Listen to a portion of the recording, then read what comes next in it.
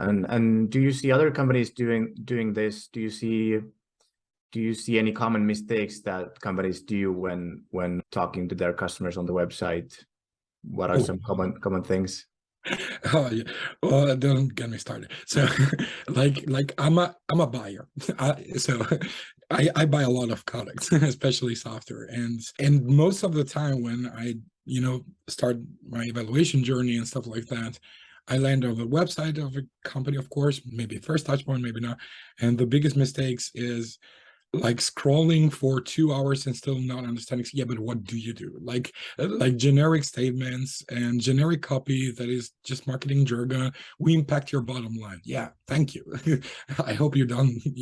But how? What does so? Most of the time, it takes a long time to even understand what a product does, even before you. So a lot of companies focus only on what benefits they have, but we all address the same benefits, right? It's either return on investment, it's either better performance and more efficient processes. So there's obviously but how? So is that a problem that I have? And then, yeah, as you mentioned, most of the websites are not personalized, and they don't subdivide content in terms of customer persona. So like we address different personas in companies, right?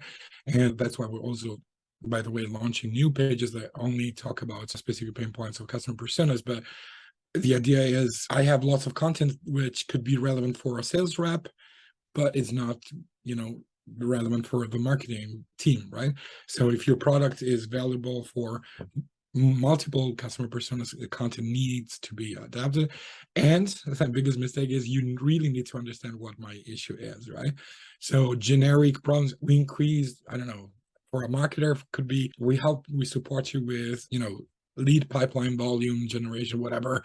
That is like a empty statement because it doesn't make any sense. And you don't know if that's my problem.